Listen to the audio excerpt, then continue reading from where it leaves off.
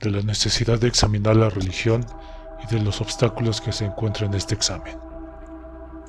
Un razonable debería proponer en todas sus acciones la propia felicidad y la de sus semejantes.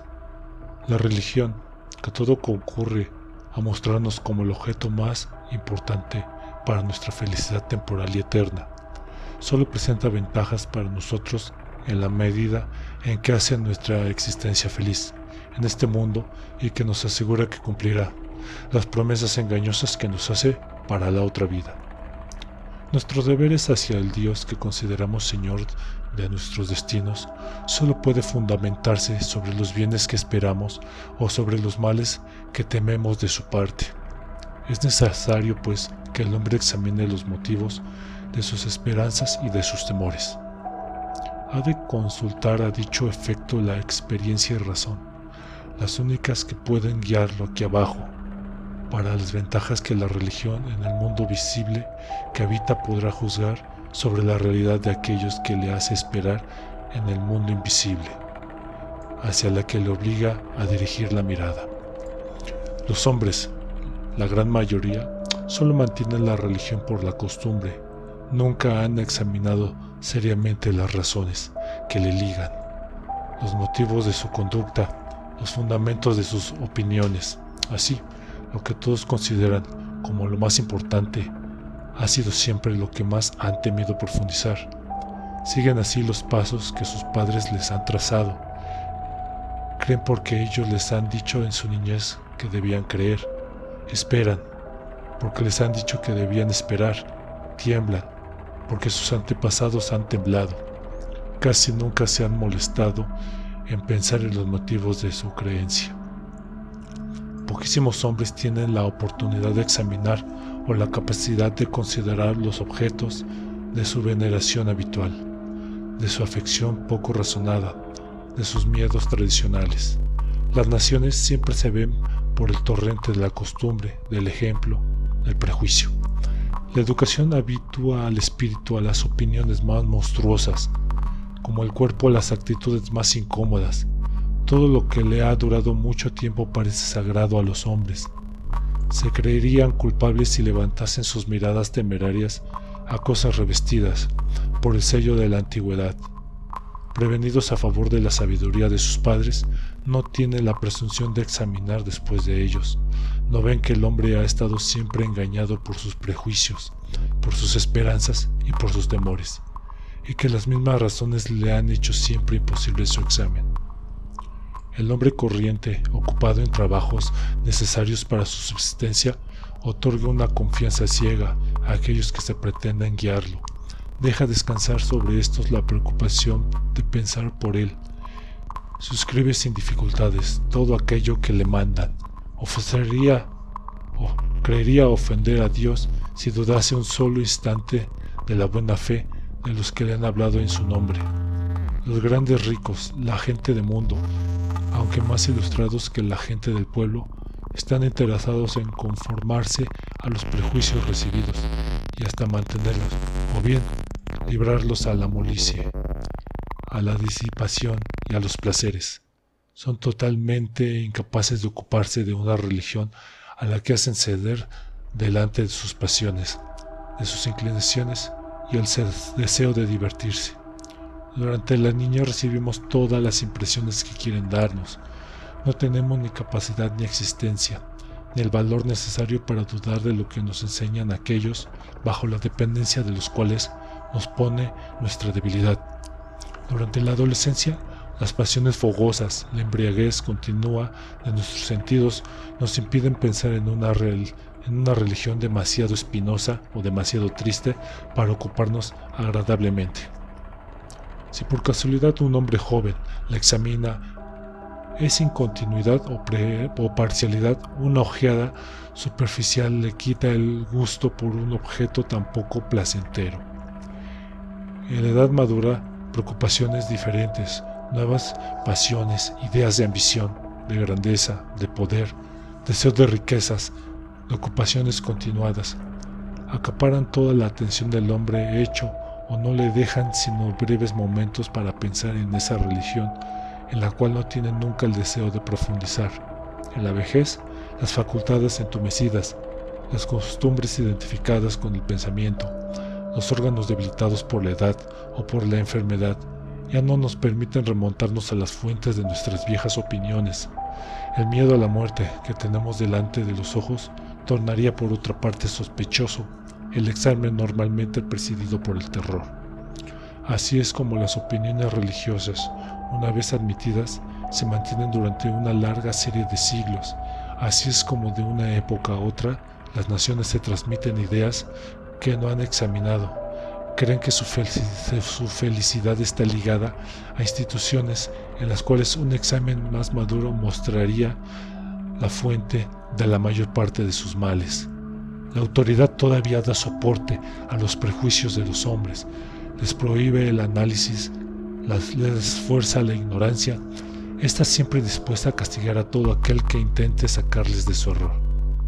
Que no nos sorprenda, pues, si veíamos siempre el error identificado con la raza humana, todo parece ocurrir para eternizar su ceguera. Todas las fuerzas se reunían para esconderle la verdad. Los tiranos la detestan y le oprimen, porque osa discutir sus derechos injustos y quiméricos. El sacerdote la prohíbe porque reduce a nada sus pretensiones fastuosas. La ignorancia, la inercia y las pasiones de los pueblos los tornan cómplices de quienes están interesados en tenerlos bajo el yugo y en sacar partido de sus desgracias. Por eso las naciones gimen bajo males hereditarios a los cuales no piensan poner remedio, sea porque no conocen su origen, sea porque la costumbre les habitúa a la desgracia y les quita todo deseo de alejarla. Si la religión es el objeto más importante para nosotros, si influye necesariamente en toda la conducta de una vida, si sus influencias se extienden no solamente a nuestra existencia en este mundo, sino también a aquella que se promete el hombre a continuación, no hay sin duda nada que demande un examen más serio de nuestra parte. Asimismo, de todas las cosas, esta es en la que los hombres muestran más credulidad. El mismo hombre que podría aportar el examen más necesario en la cosa que menos toca a su bienestar. No se toma ninguna molestia para asegurarse de los motivos que le determinan a creer o a hacer una de las cosas de las cuales, según su propia confesión, depende su felicidad temporal y eterna. Se remite ciegamente a aquellos que la casualidad le ha dado como guías, descarga sobre ellos la preocupación de pensar por sí mismos y llega a considerar un mérito su propia pereza y su propia credulidad. En materia de religión, los hombres presumen de mantenerse siempre en la infancia y en la barbarie. Asimismo, ha habido en todos los siglos hombres que, habiéndose librado de los prejuicios de sus ciudadanos, osaron mostrarles la verdad. Pero ¿qué podía hacer su débil voz en contra de los errores mamados con la leche, confirmados por la costumbre, autorizados por el ejemplo, reforzados por una política siempre cómplice de su ruina? Los gritos impotentes de la impostura redujeron pronto al silencio a aquellos que querían reclamar a favor de la razón.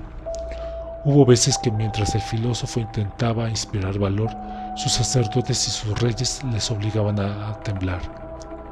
El medio más seguro de engañar a los hombres y de perpetuar sus prejuicios es engañarlos desde la infancia. Entre casi todos los pueblos modernos, la educación parece tener como único objetivo formar fanáticos devotos, monjes, es decir, hombres perjudiciales o inútiles para la sociedad. Los príncipes mismos, comúnmente víctimas de la educación supersticiosa que se les da, se mantienen toda la vida en la ignorancia más grande de sus deberes y de los verdaderos intereses de sus estados. Imaginan que lo han hecho todo por sus súbditos. Se les han llenado su espíritu de ideas religiosas que hacen el papel de buenas leyes y dispensan a sus señores de la molesta preocupación de gobernarlos bien. La religión parece imaginada solamente para hacer a los soberanos y al pueblo igualmente esclavos del sacerdocio. Este nada más se ocupa en poner obstáculos continuados a la felicidad de las naciones. Allá donde reina el soberano, solo tiene un poder precario y los súbditos están desprovistos de actividad, de ciencia, de gran grandeza del alma. La laboriosidad es una palabra de las cuales indispensablemente para el sostenimiento de una sociedad. Si en este estado cristiano se ve una poca actividad, si se encuentra alguna ciencia, si se puede encontrar costumbres sociales, es porque a despecho de sus opiniones religiosas, la naturaleza siempre que puede reconoce a los hombres a la razón y les obliga a trabajar para su propia felicidad. Todas las naciones cristianas, si fueran consecuentes con sus principios, deberían estar sumergidas en la más profunda inercia. Nuestros alrededores estarían habitados por un puñado de piadosos salvajes que solo se encontrarían para perjudicarse. En efecto, ¿por qué hay que preocuparse de un mundo que la religión nos muestra como un simple lugar de paso? ¿Cuál puede ser la laboriosidad de un pueblo al que repite cada día que su Dios quiere que ruegue, que se aflija, que viva en el temor, que gima sin parar? ¿Cómo podrían subsistir una sociedad compuesta de hombres a los que se le ha persuadido que hay que tener fervor por la religión y que hay que odiar y destruir a sus semejantes por sus opiniones? En definitiva, ¿cómo se puede esperar humanidad, justicia o virtud de una cuadrilla de fanáticos a los que el hombre propone como modelo a un Dios cruel, disimulado, malvado, que se complace en ver cómo brotan las lágrimas de sus desafortunadas criaturas, que les pone trampas y que les castiga por caer en ellas, que ordena el robo, el crimen y la carnicería? Esos son simplemente los trazos con los que el cristianismo nos pinta al Dios heredado de los judíos. Este Dios ha sido un soldán, un déspota, un tirano, al que todo le había estado permitido. Con todo, el hombre ha hecho de este Dios un modelo de perfección. Se ha perpetrado en su nombre los crímenes más horribles y los más grandes desafueros han estado siempre justificados, desde el momento que se han cometido para sostener su causa o para merecer su favor. Así la religión cristiana, que presume de prestar un soporte infrangible a la moralidad y de presentar a los hombres los más poderosos motivos para excitarlos a la virtud, ha sido para ellos una fuente de divisiones, de peleas y de crímenes. Bajo el pretexto de buscar la paz, solo les ha traído furor, odio, discordia y guerra. Les ha proporcionado 1000 medios engañosos para atormentarse, ha derramado sobre ellos plagas desconocidas para sus padres y el cristianismo. Si hubiese tenido un poco de entendimiento, habría añorado 1000 veces la pacífica ignorancia de sus antecesores idólatras. Si las costumbres de los pueblos no han tenido ninguna ganancia con la religión cristiana, el poder de los reyes, de los cuales ésta se pretende el soporte, no ha tenido mayores ventajas. Se establecieron en cada estado dos poderes distintos. El de la religión, fundamentado sobre el mismo Dios, superó casi siempre al del soberano. Este se había forzado a convertirse en servidor de los sacerdotes, y cada vez que rehusaba doblegar la rodilla delante de ellos, era proscrito, despojado de sus derechos, exterminado por sus súbditos, excitados a la revuelta por la religión o por los fanáticos en las manos de los cuales ésta ponía la daga. Antes del cristianismo, el Estado era generalmente soberano del sacerdote.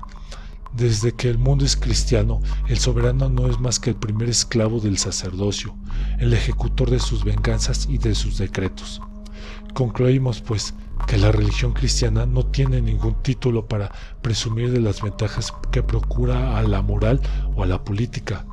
Arranquémosle el velo que le cubre, remontémonos a las fuentes, analicemos sus principios, sigámosla en su camino y encontraremos que fundamentalmente en la impostura, la ignorancia y la credulidad no ha sido sino ni nunca será jamás útil sino a los hombres que se creen interesados en engañar al género humano, que no parará jamás de causar los mayores males a las naciones y que, en cuenta de facilitar la felicidad que les había prometido, solo sirve para embriagarles de furor, para sumirlos en el delirio y el crimen, para hacerles ignorar sus verdaderos intereses y sus deseos más santos.